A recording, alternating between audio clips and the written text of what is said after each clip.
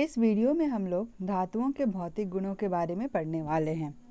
धातु तत्व का ही एक प्रकार है। हमने पिछले कक्षाओं में तत्वों के बारे में पढ़ा और ये भी जाना कि तत्वों को उनके भौतिक और रासायनिक गुणों के आधार पर 3 समूहों में बांटा गया है। पहला तो है धातु, दूसरा है अधातु और जो तीसरा समूह है तत्व का वो है उपधातु। अब प्रकृति में सबसे ज़्यादा जो संख्या है ना वो धातुओं की है और उसके बाद अधातुओं की संख्या है और उपधातुओं की संख्या है। ये चैप्टर 3 धातु एवं अधातु का टॉपिक है। इसमें हम लोग धातु के भौतिक गुण, रासायनिक गुण, अधातुओं के भौतिक और रासायनिक गुण के बारे में पढ़ने वाले हैं। शुरू करेंगे हम लोग सबसे पहले भौतिक गुणों से, किसके? धातुओं के। अब सवाल है कि भौतिक गुण होते क्या हैं? तो ऐसे गुण जिनको हम लोग देखकर, छूकर पता कर सकते हैं। बहुत बार तो हम लोगों को गर्म करना पड़ेगा, लेकिन एक काम नहीं करना है, वो ये है कि इनकी पहचान जो है वो नहीं बदलेगी। तो ऐसे गुण जिनको हम लोग देख कर, छू कर, बिना उनकी पहचान को बदले अध्ययन कर सकते हैं, वो सारे गुण क्या कहलाते हैं? भौतिक गुण कहलाते हैं। इन गुणों को तो हम लोग पढ़ेंगे, उसके पहले हम लोग कुछ उदाहरण जानते हैं धातुओं के। यहाँ पर धातुओं के नाम, उनके संकेत ये लिखे हुए हैं। आप सभी को कुछ न कुछ उदाहरण जो है धातुओं के वो ज़रूर याद होने चाहिए, क्योंकि धातुओं के नाम याद होंगे तभी हम उनके गुणों को जो है समझ पाएंगे और उनका हमारे दैनिक जीवन में क्या उपयोग है, किस गुण के आधार पर है। जैसे कि लोहे का ही उपयोग क्यों होता है पुल बनाने में या घर बनाने में, जो सामान लगता है लोहा, वो लोहे का ही क्यों उपयोग होता है। हम लोग सोना या चांदी के ही गहने क्यों पहनते हैं। तो जब हमें उदाहरण याद रहेगा तब हम लोग उनके गुणों के बारे में भी अच्छे से सीख पाएंगे और इनका क्या उपयोग है, कोई ख़ास उपयोग है, ये सब भी सीख पाएंगे। तो कुछ नाम है जैसे कि आयरन, सोना, चांदी, सोडियम, पोटेशियम, तांबा, ये कॉपर भी कहलाता है। मैग्नीशियम है, कैल्शियम है, जिंक है, एल्युमिनियम है, सीसा, इसको लेड भी कहते हैं। लेड इंग्लिश नाम हो गया, सीसा हिंदी नाम हो गया। मैंगनीज है, बेरियम है, सीजियम है, टीन है। टीन का भी उपयोग हम लोग अपने अगल बगल दैनिक जीवन में देखते हैं, कई वस्तुएं बनी होती हैं टीन की। लिथियम है और मरकरी है। अब ये कुछ उदाहरण हो गए, तब हम लोग जानते हैं कि धातुओं के क्या गुण हैं। अब जब हम लोग गुणों के बारे में पढ़े ना, तो सबसे पहले एक बात जान लेते हैं कि सभी धातुओं के जो गुण होते हैं ना, वो एक दूसरे की तुलना में अलग होते हैं। वो गुण सब में पाया जाएगा, लेकिन किसी में कम, किसी में ज़्यादा होगा। यानी कि हर एक धातु दूसरी धातु से क्या है? अलग है। शुरू करते हैं। पहला गुण है धातुओं का कि जब ये अपने शुद्ध रूप में होती है ना, तो इनमें एक चमक होती है, और क्योंकि ये धातुओं की चमक है तो इसे हम लोग धात्विक चमक कहते हैं। लेकिन ध्यान रखने वाली बात ये है कि सभी धातुओं की चमक एक समान नहीं होती है। जैसे कि सीसा चमकदार धातु नहीं है, मरकरी चमकती है, सोना, चांदी, ये सब अत्यधिक चमकदार धातु हैं। लोहा इतना नहीं चमकता, यानी कि लोहे की जो चमक है वो सोने की तुलना में क्या है? कम है। इसीलिए सभी धातुओं की चमक एक समान नहीं होती। दूसरा गुण है कि धातुएं सामान्यतः कठोर होती हैं, यानी कि इनको अगर हम हाथ से दबाना चाहें, काटना चाहें, तो ये कटने वाले नहीं हैं। इसीलिए इनका उपयोग जो है ना, जहाँ पे भार उठाना हो, जैसे पुल बनाना हो, तो लोहे का उपयोग करते हैं, क्योंकि ये मजबूत होते हैं तो ये बहुत सारा भार उठा सकते हैं। यहाँ पर भी ध्यान रखने वाली बात यह है कि हर एक धातु की कठोरता अलग होती है, यानी कि कोई धातु वो सबसे ज़्यादा कठोर होगी और कोई धातु मुलायम भी हो सकती है। इवन हमारे पास एग्जाम्पल है, जैसे कि सोडियम है, पोटेशियम है, लिथियम है। ये सब ऐसे धातु हैं ना कि इनको हम चाहें तो चाकू से काट सकते हैं, सोडियम, पोटेशियम और लिथियम को। तो सामान्यतः कठोर होते हैं, यानी कि लगभग कठोर होते हैं, सबके सब नहीं होते। वैसे ही अगला गुण जो है कि अधिकांश धातुएं ठोस होती हैं, यानी कि 100% धातुएं ठोस नहीं होती, उनमें से मैक्सिमम ठोस अवस्था में पाई जाती हैं। लेकिन मरकरी, जिसका उपयोग होता है डॉक्टर के थर्मामीटर में, क्लिनिकल थर्मामीटर में, ये द्रव अवस्था में पाई जाती है, लिक्विड स्टेट में पाई जाती है।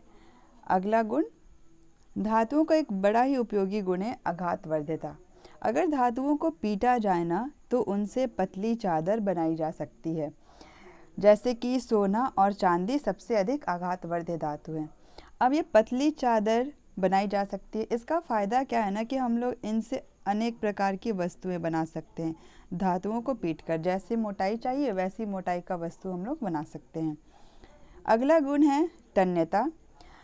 ये गुण है कि धातुओं को अगर खींचा जाए तो वो पतले तार में बदल जाती हैं। हमारे घर में जो इलेक्ट्रिक वायर होता है ना, वो तांबा का होता है, कॉपर वायर होता है। और कॉपर को अगर खींचा जाए तो वो इस तरह से एक लंबा पतला तार बना सकता है। सबसे अधिक जो तन्य धातु है वो है सोना। सोने के 1 ग्राम मात्रा से हम लोग 2 किलोमीटर लंबी तार जो है वो बना सकते हैं। कॉपर भी एक तन्य धातु है, इसीलिए हमारे घरों में जो तार होते हैं ना वो कॉपर के होते हैं। इससे भी काफ़ी पतला तार बनाया जा सकता है। एल्युमिनियम को भी तार में खींचा जा सकता है, आयरन को, और जो अन्य धातु हैं सभी से तार बनाया जा सकता है। लेकिन सबकी जो तन्यता होती है वो अलग अलग होती है, सबकी आघात वर्ध्यता भी अलग अलग होती है। ठीक है ना। तो ये जो 2 गुण है ना, आघात वर्ध्यता या इनको खींचकर तार बनाया जा सकता है, इससे हम लोग धातुओं से अनेक प्रकार की वस्तुएं अलग अलग डिज़ाइन में, आकार में, आकृति में बना सकते हैं। इसके बाद जो गुण है धातुओं का, अधिकांश धातु ऊष्मा के सुचालक होते हैं। वैसे ही अधिकांश धातु विद्युत के भी सुचालक होते हैं, अर्थात कि ये अपने से ऊष्मा को प्रवाहित होने देंगे, साथ में ये विद्युत को भी प्रवाहित होने देंगे। अब क्योंकि ऊष्मा के अच्छे चालक है ना, इसीलिए जो हमारा खाना बनाने वाला बर्तन होता है ना, वो धातु का बना होता है। और जो घरों में तार होते हैं या फिर विद्युत के यंत्र होते हैं, वो सब किसके बने होते हैं? धातुओं के बने होते हैं। यहाँ पर भी यही है कि हर एक धातु की जो ऊष्मा की चालकता है वो ज़्यादा हो सकती है, किसी की कम हो सकती है। यानी हर एक धातु की जो चालकता है ना ऊष्मा की और साथ ही विद्युत की, वो ज़्यादा या कम हो सकती है। ऊष्मा के सबसे अच्छे चालकों की बात करें तो इनमें सिल्वर और कॉपर है। यानी कि अगर हमें खाना जल्दी से बनाना हो कि बर्तन जल्दी से गर्म हो जाए, तो हम सिल्वर या फिर कॉपर का उपयोग कर सकते हैं। लेकिन ये दोनों काफ़ी महंगे आते हैं, तो हम लोग एल्युमिनियम या फिर जिंक का बर्तन उपयोग करते हैं, और स्टील का भी बर्तन हम लोग उपयोग में लाते हैं।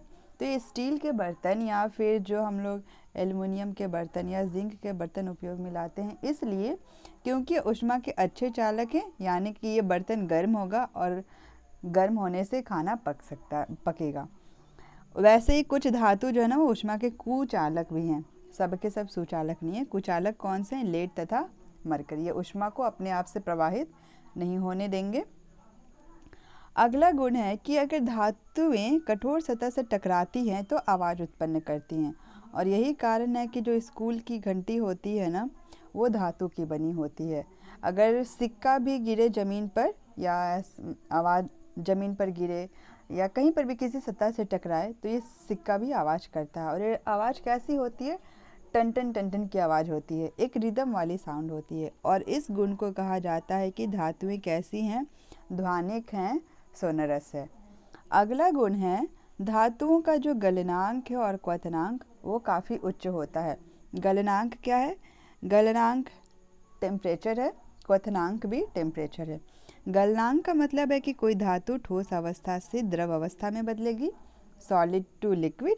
और क्वथनांक का मतलब है कि अगर कोई धातु द्रव अवस्था में बदल गई है ना, तो उससे वो गैसीय अवस्था में बदलेगी। तो ये जो तापमान होता है जिसमें ये ठोस से लिक्विड में बदले, ठोस से द्रव में बदले और द्रव से गैस में, ये काफ़ी उच्च तापमान पर होता है।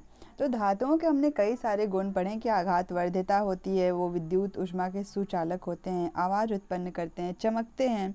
इनका जो गलनांक है, क्वथनांक उच्च होता है। इन सब में ध्यान रखने वाली यही बात है कि सब के सब धातु एक ही जैसे आवाज़ उत्पन्न नहीं करते, या फिर सबके सब गुण एक समान नहीं होते। हर एक धातु का एक कोई खास गुण होता है जिसके आधार पर उसको हम अपने डेली लाइफ में यूज़ करते हैं। अब जब हमने इतना सीख लिया है तो हमारे पास कुछ प्रश्न हैं। प्रश्न है, ऐसी धातु जो कमरे के ताप पर द्रव्य, नाम बताना है। ऐसी धातु जो ऊष्मा की सबसे अच्छी सुचालक है, कुचालक है ऊष्मा की। अगला प्रश्न है, किन गुणों के आधार पर हम लोग धातुओं से अनेक प्रकार की वस्तुएं बना सकते हैं। विद्यालय की घंटी धातु की ही क्यों बनी होती है। जो गहने होते हैं वो सोना और चांदी से क्यों बनाए जाते हैं। और अंतिम प्रश्न है, विद्युत तार धातु से क्यों बनाए जाते हैं। ये सारे प्रश्न आसान हैं, इन सब का उत्तर आपको कॉपी में लिखना है। दीदी